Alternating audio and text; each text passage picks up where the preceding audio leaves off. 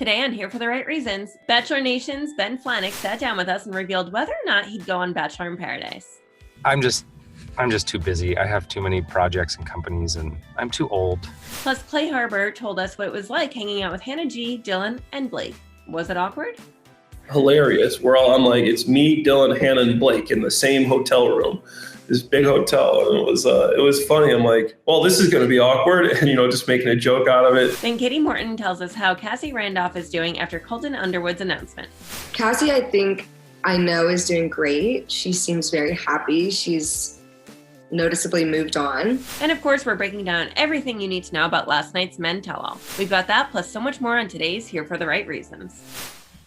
Hi guys, Mandy DeCamp here with senior editor Sarah Huron. Welcome to Here for the Right Reasons, Men Tell All Day.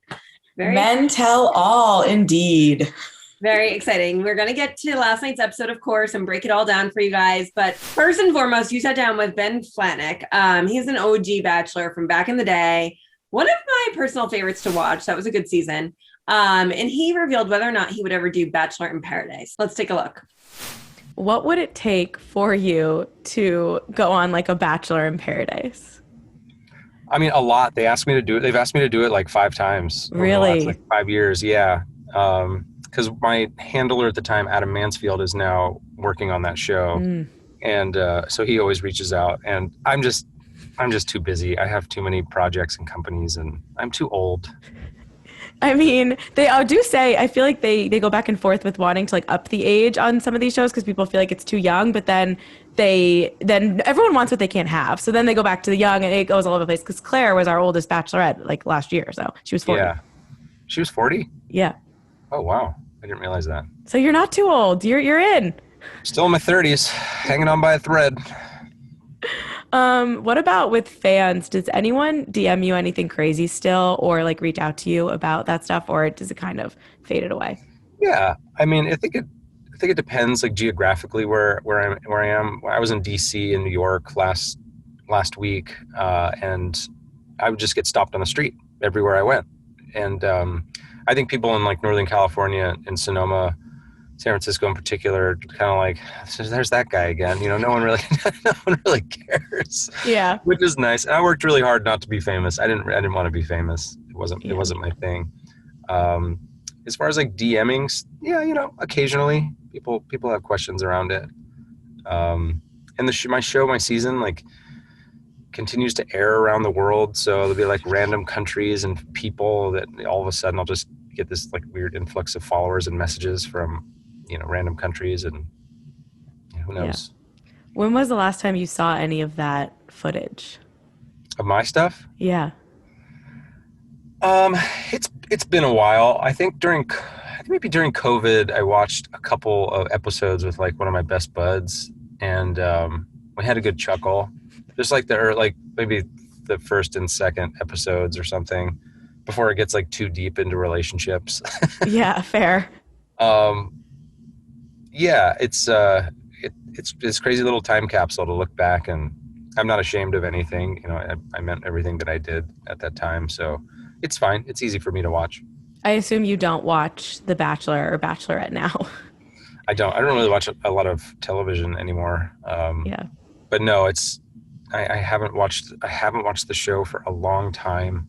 Not for any particular reason other than just like I don't really have Monday nights to invest in this thing anymore. Fair.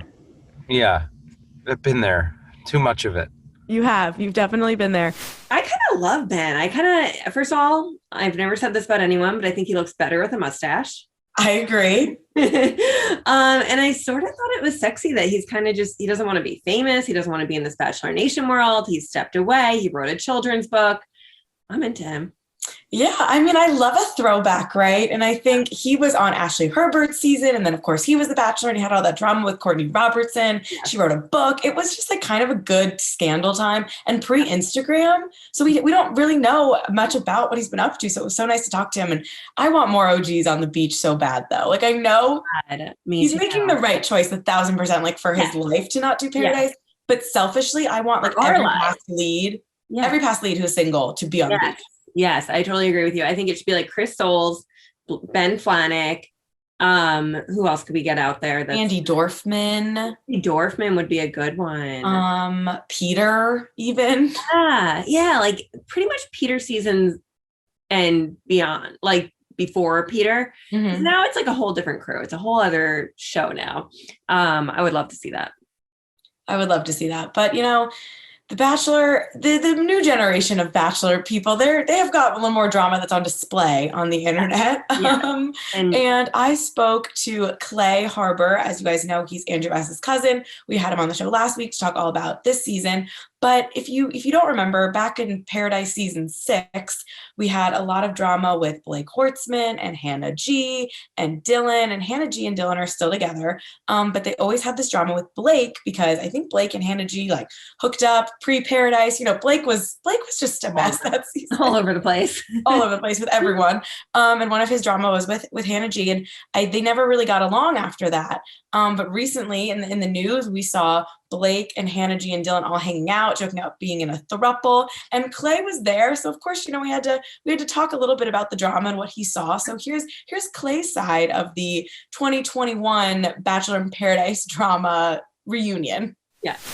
Hilarious. I'm like, it's me, Dylan, Hannah, and Blake in the same hotel room. This big hotel. And it was funny. I'm like, well, this is going to be awkward, and just making a joke out of it. But we had so much fun together out in Vegas. We went to some shows, some dinners, and Dylan and Blake finally buried the hatchet, and they're friends. And life is good. I can hang because I'm friends with both of them. Both of them I'd say are two of my better friends in the Bachelor world. But then it's always been like you can't hang out with both of them at the same time. Mm-hmm. There's still a little animosity there from the way things went down in Paradise our year. But yeah, they're good. Hannah and Dylan are doing great. Blake and Hannah and Dylan all seem to be friendly, and things were good. Oh, the stories you guys could tell from Bachelor in Paradise season 6. And that was a big one. There was a lot of drama that year. Oh man, a lot of drama. Yeah. And I had my share of drama, and being a guy that likes to steer clear of that. That's wasn't what I wanted, but just seemed to be what kind of happened there with me. Always love a little of Bachelor reunion and people making amends. I thought that was kind of fun. I agree. I mean, my problem with a lot of the couples now, because of the whole Instagram world and the influencer world, I feel like Blake didn't really have a thing with Hannah. Like, I don't know. He did, but it's like, of course they're still friends. Of course they're all hanging out together because they're all Bachelor Nation. This is what they do. That's fair. Except for the Blake thing, I think is a little different just because this was all like pre-show stuff. It was, but they knew it was going to come out on the show.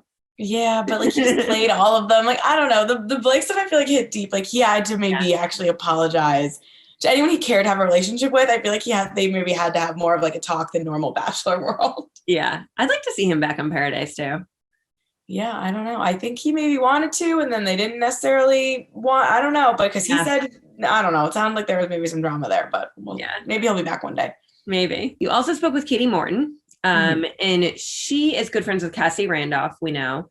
When Colton came out recently, we haven't heard much from Cassie, but Katie filled us in on how she's doing and what she thought of it all. So take a look. You are really good friends with Cassie.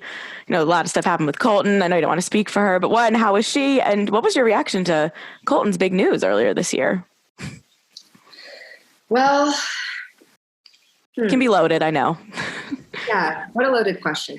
Cassie, I know is doing great. She seems very happy. She's noticeably moved on. Mm-hmm. With the news that came out about Colton, let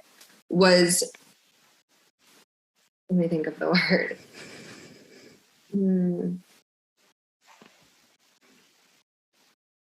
I was torn between feeling relieved and happy for him to be free to be himself, and also angry with him for not treating my friend the way she should be treated and for putting her through what she went through. So I was very torn in that situation because there was part of me that was saying, not fair, how dare you, I can't believe you.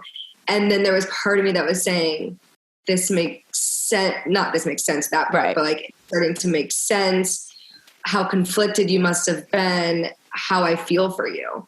So I definitely was torn. I think a lot of people feel that way. Yeah, definitely torn. But at the same time, good for him for moving on and owning who he is. Yeah, and that's that. That is that. So yeah, I mean, I think I'm personally ready to move on from the whole Colton, what does everyone think thing. I'll never be ready. You'll never be ready. And that's why you're our Bachelor person. But I personally, I'm ready. I'm moving on. Colton is happy. Cassie, I'm sure, is doing great. And I'm good. I will only be happy when I finally get a real Cassie reaction, mostly just to like the stalking stuff. Like I need to know alleged stalking, need to know more about everything there. So until I speak to everyone from Colton's season, I will not be happy. All right. We'll be here next year then. Yes, we will. I don't think Cassie's ever given a statement. We'll see. One of these days. All right. Well, let's get to last night's men's tell-all. What did you think overall? What was the buzzword that summed it up for you? My buzzword was awkward. I just feel like in addition to there being awkward moments that we'll get into amongst the guys and everything we watched, I also just feel like the editing was a little awkward. Like right when we were getting into the meat of something, we cut to something else. Yeah. I know they tape these things for a very long time and things get cut out and everything. And I have a few little tidbits to tell about later on since we did have a reporter there. Yeah. But I don't know. I think it was just a little awkward for me. What about you? Yeah.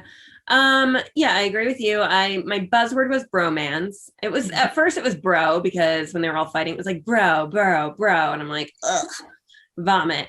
But it became bromance throughout the night because of Connor Catman's song about bromance. And at the end of the day, there's some good, funny guys there. Like some good guys. I loved Andrew, I loved Trey, I love Connor. And they actually all genuinely seem to get along pretty well. Even Connor even came to Hunter's defense at some point. So that was interesting. Quite a bromance. So that's what summed it up for me. Well, I mean, obviously, like thirst is always important on The Bachelor. And I think I would be shocked if we don't have the same thirst moment. But what's yours from last night's episode? Okay. I don't know if it's going to be the same. Mine was very quick. Okay. It was the girl crying in the audience watching Andrew's journey. Oh, I didn't even see that. I mean, obviously, I'm going to the audience. My thirst is freaking the girl who made out with Connor. But that was my cringe. That's my cringe. Okay. The thirst, I'm like, maybe that would be a better cringe too. But they panned to this girl hysterically crying after Andrew watched. I'm like, Andrew's not even really crying. Like, what? Honestly, everything about the Bachelor Men Tell All every year audience is a combination of cringe and thirst. Yes. Because obviously there's like pre-planned bits, like the girl who was wearing the cat outfit and this Connor kiss thing. But it's like, how does that, like, do they just like find people as they're waiting to get in? Do you sign up to be someone who's going to, become a storyline? Do you practice your tears? Are you like told like this is your moment? Like I need to know everything because it's so weird. I decided because I used to do this kind of thing that they probably pulled that girl out of the audience, the one who kissed Connor beforehand. They were like, this is a cute girl. Let's find out if she's single. And they were probably like, are you willing to make out with Connor? And she's probably like, hell yeah, I want to be an influencer.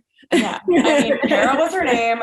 They exchanged numbers. She was like, you were checking me out before. Maybe like he saw producers talking to her. So he was looking at her because out of all the people in the audience, they happened to like check each other out before. Right. Like, not really sure. There was someone like briefing her on the side. Yeah. He was like, who's that girl? And maybe not knowing that maybe they were talking about him also by chance. Right. What did you think about that kiss? Let's just get right into it. I mean, it was like kind of a lot. Yeah. Absurd. I didn't think it was an 11 personally, but maybe I'm just not a nice person. My question though, isn't he going to paradise? Or didn't he go to paradise? Yes, he did go to paradise, which I guess means he didn't find a connection. Right. So that was kind of a spoiler, I thought. Yeah, very strange. Yeah. And again, like exchanging of the numbers, and we talked to Connor after. One of our reporters talked to Connor and was asking, if he'd ever want to be the Bachelor, like where he is, like in his whatever. And he was like, I'm flustered by that kiss and everything. Like, I could never date more than one people. So I think we should be interesting to find out, like, if we hear anything about these two, because he definitely like he was like on a high from everything I heard post filming. Oh, one thing I did also, I forgot to mention about Connor, the kiss. I loved the guy's reaction. So even though it got my cringe, I loved when I think it was Andrew said, "Go get him, tiger." So it was like, he's not a cat anymore, he's a tiger. I agree. I think there, like you said, there was definitely love on stage between these guys, but there was also like so much tension too, like in the beginning. Like, I just feel like we were missing. Like, the only reason I said awkward is because there was stuff missing. I just don't. The transitions were weird. It was all weird. Well, I feel like we missed it during the season. What Carl was all up, what he was all upset about, and we missed it last night too because there was nothing. It was fake. Agreed. Which I'll give my one-liner part of it to Carl, just because when he said Brendan was only there for a free trip to the United States and a beer, it just kind of made me chuckle, even though I don't believe it. I would be more inclined to believe that Brendan is a good person, even though he's from Canada. I don't think that's why he was on the show, just to get to the United States. But then, like, when they were getting each other's faces, the whole thing was just ridiculous. So I'll give it to that. Or when James was talking about Hunter and he said he was half the size but twice the Thomas. Yes. That was funny. The whole Hunter thing last night was interesting. It was nice of Hunter to come to his defense and say that he actually was falling for Katie. I don't know though. What I also didn't like, I did not like it, but Carl and Hunter both last night apologized and were like, well, I should be good now. I apologized. It's like, well, no, we're still gonna, detail everything that went on because you were both like, we can't just ignore that just because you apologized. I also think it was interesting that they, Carl kind of tried to point out the whole like ganging up on each other thing, because that is something to be said for. I feel like every week we were like, they picked a new guy and then they like went for it. But then they kind of just like still never got to the meat of anything. I just think everything was like kind of glossed over. But what was your one-liner? My one-liner went to Andrew. He said, I grew up watching rom-coms with my mom. And I was like, oh, you're sweet. You're really sweet. And then like a good dude. He does. He definitely, they're kind of setting him up to be the next Bachelor, I think, in some ways. But I think so too. Yeah. And then when she called Erin Thomas. That was my cringe. Okay. My cringe was the thanks Thomas, just because like, and it was funny and they played it off, but like you could tell Erin was like, whoa, for a minute there, like a little like, was she throwing a dig at me? Like whatever. So it was that, and my cringe was also Connor singing. I know you're a Connor the Cat fan, but I just need him to put that. No, I always say that the guitar moments are too thirsty for me. My cringe, like I said, was the kiss. I called it the girl interrupted. And then and that's it. That was my cringe. So moving on, who got your rose last night? Michael A. No, we haven't talked about him yet. The whole first 20 minutes of the episode, when he, you see how excited he is in the beginning, and then that juxtaposition of after that heartbreaking FaceTime with his 4-year-old son. And you can't blame the 4-year-old kid, he's misses his dad. But it was so interesting to see that flip switch, because we saw how into Katie he was, and still is kind of, which was also a little awkward at the end. When they were like cringy, because obviously Caitlin's like, Caitlin and Tasha know how it ends. So for them to like almost even set her up for that, like, would you ever take him back? Like, she has a fiance or someone probably. Yeah. So that was weird, but it was just so crazy to see him like, he was so in love with Katie or so into Katie or wanting this to work. And then after that FaceTime, he knew like if something switched and he was like, I can't be gone for any more time. Like, I need to get on my kid. I can't have my kid, thinking like the psychological damage I could be doing to this kid for leaving him for this reality show is not worth it. And it flipped in him, and it was like heartbreaking and made me want to give him a hug. I love him. I really do. And I would watch him as next Bachelor. I would too, but I sometimes this, I don't know, would it work with like, I know Jason Messick's done it. I know Emily Maynard's done it, but like, after watching that, it's almost weird then to be like, okay, we're back on the TV show. I agree. They'd have to like make a whole thing, a storyline about where the kid is. Like, is he in his hotel room? Yeah. Like, you'd have to like be on the show, low-key. And I doubt they want him on the show. Right. Good rose. Mine went to Caitlin and Jason's proposal. I thought that was cute. Very cute. Yeah. And then side note, not on the show, but Raven and Adam announced their pregnancy, and I love them so much. They're one of my favorite couples. I don't know if you know that. I do. Yes, they announced their pregnancy. They're expecting. It's just those two moments. Successful Bachelor couples get my rose this week. I love that. I think that Raven and Adam are like so underrated. Yes.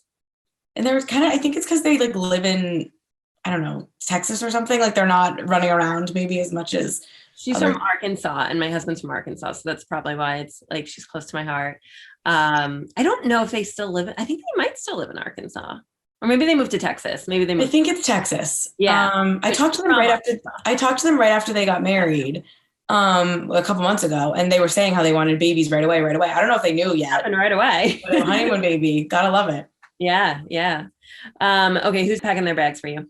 Okay, I think for me, it's just like not showing the whole story, like I said, because I heard that in addition, we saw the Jason and Caitlyn moment, which was so great. But apparently there was like this whole other thing about him like pranking her, that there's going to be a minister in the crowd and like whether they're going to get married. And I don't even know if I need that, but it's just weird to know that there was like stuff we didn't see. Cody also, they kind of started getting into that Cody Erin drama a little bit and then cut that off and moved on to Carl. But apparently Cody revealed that he had been to rehab, which was out there on Instagram a little bit. And just like more to the story for a lot of these guys. I feel like there was more to be said. And also like, let's get rid of the bloopers and the unseen moments so we can see this stuff. Like I just hate the bloopers. Do you want them to just keep the bloopers in the show, or do you want? No, I mean, any of these unseen moments, like I think they get cut usually for a reason, like the silly ones, put them on Instagram, put them on YouTube if people want to watch them. Like this is the prime time stuff. Like I want to hear about Cody going to rehab. I don't need to see I don't need to see them like Wells Adams teaching them how to talk about each other. Like that could have been on YouTube. Yeah, or them swatting flies. It's always them swatting flies. I'm like, not that funny anymore. Yeah. What about you? Okay. Well, I don't want to upset anyone, but Tayshia didn't do it for me last night. She felt very, very scripted. And what upset me is that actually during the bloopers, they had super fun moments with her. And I was like, where's that Tayshia? She just felt like she was reading off a teleprompter last night. And I wanted her to loosen up a little bit. So I think she's better when she's like not scripted. I think there's, the learning curve with Caitlyn and Tayshia has been real throughout the whole season. And this was probably like the biggest undertaking they had of like nonstop, like this films for so long. Who knows how many takes they did of some of that stuff. Do you think they're going to be back for Michelle? I think they'll be back for Michelle. But I think after that, I think we might do it because enough time will pass. Paradise will have been come and gone. I think we'll do something new for the next Bachelor. Okay. Interesting. I could see them maybe bringing back a male Bachelor for the Bachelor too. And then like, keeping it like that maybe. I could see someone like Trey. I thought he's pretty funny and good. From this, you think Trey is going to be the host? Yeah. Like a co-host. I mean, Tayshia was just on. Yeah, but she was a lead. Not a permanent host. Okay. She was a lead. I mean, a wild. If imagine that happens, right. Like, I would think it would be more so like another combo of either Bachelors or one. Like I could see like Nick Viall or like Ben Higgins. Oh, that guy Justin could be good with like Peter. Yeah, little Bachelors in the City hosting. I don't know how that would go actually. All right. I'm working on this one. Yeah, we don't make the choice, but I want people to tell us in the comments, honestly, which Bachelor combos they would like to see take on a hosting gig. Please do. All right. Well, thank you, Sarah. We'll be back next week for Hometowns. Make sure to come back every week and subscribe to our channel for more Here for the Right Reasons. Thanks. Bye.